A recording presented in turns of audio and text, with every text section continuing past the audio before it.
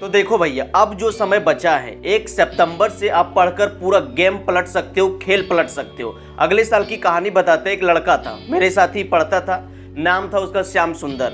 भाई pre board में वो पूरा कम नंबर आ गया, एक सब्जेक्ट में फेल हो गया था। फिर प्रिंसिपल जो थे उसको पूरा डांटा, पूरा धमकाया।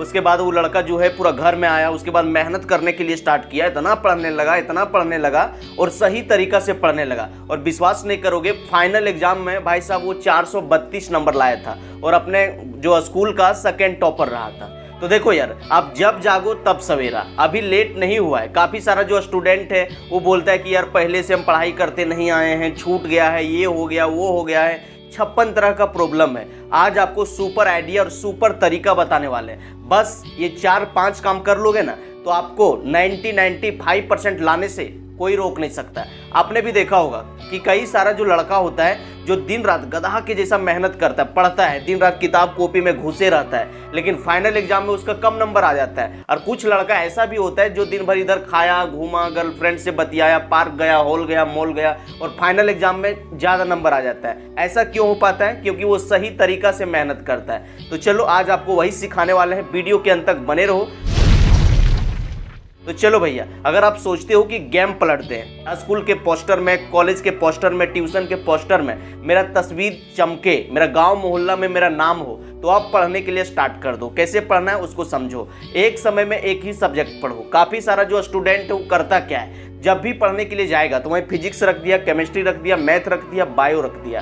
सपोज दैट वो केमिस्ट्री पढ़ रहा है, अगर एक रिएक्शन उसको नहीं धंसा तो क्या करेगा, एक बार फिजिक्स को पलटाएगा, एक बार मैथ को छुएगा, एक बार बायो को छुएगा और इसी तरह से अपना समय को वेस्ट कर लेता है। ये सब नहीं करना है। जब भी पढ़ने के लिए बैठते हो तो सोच लो कि 1.5 से 2 घंटा केमिस्ट्री पढ़ना है, सिर्फ केमिस्ट्री पढ़ना है। उसके बाद फिजिक्स, बायो, दूसरा सब्जेक्ट का किताब कॉपी पूरा दूर में रख दो। उसके बाद पढ़ने के लिए स्टार्ट करो और जो चीज़ आपको समझ में नहीं आता है या तो जो क्वेश्चन समझ में नहीं आया, आराम से यूट्यूब पर सर्च मारो, गूगल पे सर्च मारो और जाके प्यार से उसको पढ़ लो और सोच लो कि जब तक आद नहीं होगा तब तक खाएंगे नहीं, उठेंगे नहीं। अगर इस एटीट्यूड से पढ़ाई करोगे ना तो फटाफट आपसे पढ़ाई होगा, जल्दी आद भी होगा।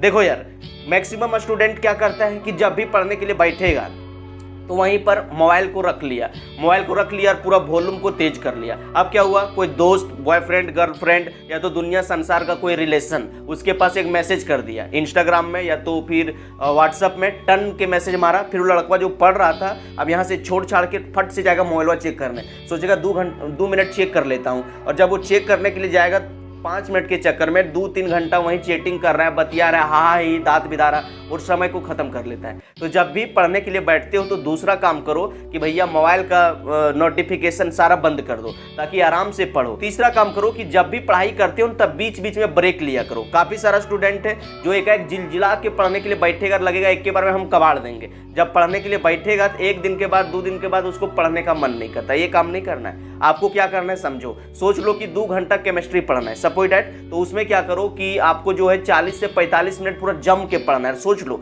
कि 1 टॉपिक, 2 टॉपिक, 3 टॉपिक, ये पूरा पानी पानी कर देंगे। उसके बाद ये 3 टॉपिक, उसके बाद 45 मिनट के बाद उठो और 10 से 15 मिनट जम के ब्रेक लो। मतलब क्या करो, पानी पी लो, बाथरूम जा लो, किसी से बतियाना बतिया लो, गर्लफ्रेंड से मत बतियाना और भाई साहब इंस्टा का रील मत देखना, क्योंकि 5 मिनट के चक्कर में 1.5 से 2 घंटा कब बीत जाएगा आपको समझ में भी नहीं आएगा। तो ये 2 काम नहीं करना है। क्या करना है, मोटिवेशनल गाना जो अपना प्ले लिस्ट में सेव कर लो और एक गाना आराम से कान में हेडफोन लगा के सुनो एकदम मस्ती मिजाज में। उसके बाद जैसे गाना खत्म हुआ आराम से फिर पढ़ने के लिए बैठ जाओ। इस एटीट्यूड से पढ़ाई करो तो आपको जल्दी याद होगा। और भाई साहब आपको अगला काम करना है कि जब भी पढ़ाई करने के लिए बैठते हो तो आराम से सिलेबस के अनुसार से पढ़ाई करो। इंपॉर्टेंट टॉपिक और इंपॉर्टेंट चैप्टर का ज़्यादा पढ़ाई करो। देखो, पढ़ो वही जो एग्जाम के लिए सही। देखो, सारा चीज़ पढ़ने से ज़्यादा नंबर नहीं आएगा, सही चीज़ पढ़ने से आपको ज़्यादा नंबर आएगा। 20% things give you 80% of the result. दुनिया संसार के 20% चीज़ें आपको 80% रिजल्ट दिलवाती है। तो 20% वही पढ़ो। जिस तरह से पढ़ने का सिलेबस होता है ना, उसी तरह से क्वेश्चन भी पूछने का सिलेबस होता है। क्वेश्चन बैंक कभी पलटा के देखना, 5 साल 10 साल का देख लेना, आराम से देखोगे कि यार बार बार वही टॉपिक से क्वेश्चन आ रहा है, बार बार वही सब टॉपिक से क्वेश्चन आ रहा है। 1 साल 2 साल बीच बीच में गैप कर करके आ रहा है। तो क्या करो कि आराम से जो जो टॉपिक भी आई है, जिस टॉपिक से बार बार क्वेश्चन बनता है, वो सब टॉपिक को अपना जो नोट्स है या तो किताब है उसमें हाईलाइट कर लो और उस पर क्वेश्चन प्रैक्टिस करो और उस टॉपिक को बार बार प्रैक्टिस करो, 2 से 3 बार 4 बार 5 बार उसका रिवीजन करो, ताकि आपका नस नस में दौड़ने लगे और आपका दिमाग में जाके डायरेक्ट फिट हो जाए। चलो भाई, आपको अगला काम करना है कि आपको PYQ प्रीवियस ईयर क्वेश्चन यानी कि क्वेश्चन बैंक लाना है और कम से कम 5 से 10 साल तक क्वेश्चन बैंक को एनालाइज करना है और देखो कौन टॉपिक इंपॉर्टेंट है, कौन टॉपिक से मतलब क्वेश्चन बार बार आता है। जब आप देखोगे तो आपको समझ में आ जाएगा कि किस लेवल का क्वेश्चन आता है, क्वेश्चन पूछने का तरीका क्या होता है और कैसे क्वेश्चन पूछा जाता है। उसके बाद आप उसी लेवल का तैयारी करोगे। अगर आप प्रीवियस ईयर 5 से 7 साल 10 साल का कर लोगे ना तो 80% 70% क्वेश्चन डायरेक्ट वहीं से लड़ जाएगा। आपको ज़्यादा पढ़ने का भी जरूरत नहीं है, वही सब क्वेश्चन और वही सब टॉपिक से डायरेक्ट लड़ जाएगा। इसीलिए प्रीवियस ईयर क्वेश्चन का बार बार प्रैक्टिस करो, एक नहीं 1000 बार प्रैक्टिस करो, है ना, तब जाके आप ज़्यादा नंबर ले पाओगे। और आपको अगला काम करना है कि जितना ट्यूशन में आपका टेस्ट लेता है भाई, एक भी टेस्ट मत छोड़ना। काफ़ी सारा जो स्टूडेंट है वो सोचेगा प्री बोर्ड का एग्जाम देने छोड़ देते हैं, हाफ ईयरली एग्जाम देने छोड़ देते हैं, ट्यूशन वाला हम टेस्ट देने के लिए छोड़ देते हैं। ये गलती कभी मत करना। टीचर जो टेस्ट लेता है ना वो VVI टॉपिक से लेता है या तो क्वेश्चन बैंक से लेता है। किस प्रकार का क्वेश्चन अगला परीक्षा में आपका आ सकता है वहाँ से लेता है। भले आप कुछ ना लिख पाओ लेकिन ट्यूशन जरूर जाओ और गलती उल्टी लिखने का कोशिश किया करो, क्योंकि आप डायरेक्ट अगर फाइनल एग्जाम में जाओगे ना और ट्यूशन में अगर आप टेस्ट उस्ट नहीं दिए हो तो जैसे क्वेश्चन पेपर और भैया आंसर शीट मिलेगा आपका हाथ पैर पूरा थरथराने लगेगा भूकंप आ गया, आप पागल हो जाओगे और जो भी पढ़ के जाओगे सारा कुछ भूल जाओगे। लेकिन बार बार एग्जाम में बैठने का अगर आपको हैबिट रहेगा तो फाइनल एग्जाम में आप डरोगे नहीं, फुली कॉन्फिडेंस के साथ जाओगे और आराम से लिख पाओगे। तो ये गलती कभी मत करना कि टेस्ट छोड़ देते हैं, ट्यूशन में टेस्ट नहीं देते हैं, कम नंबर आएगा तो दोस्त हंसेगा, ये होगा वो होगा। अपने दिमाग से ये सब सोच को बाहर निकालो और हर टेस्ट देने के लिए जाओ, चाहे आप पढ़े हो या ना पढ़े हो।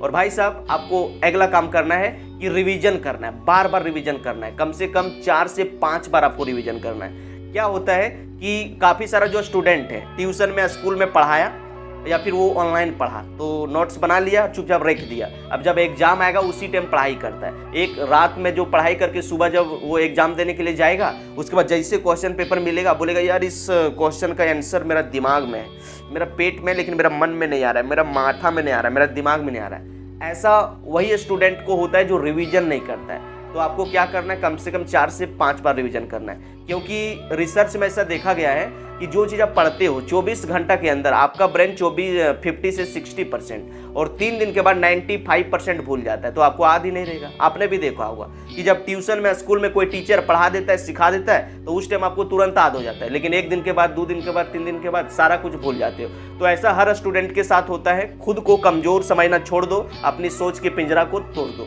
ठीक है। तो हर किसी के साथ ऐसा ही होता है।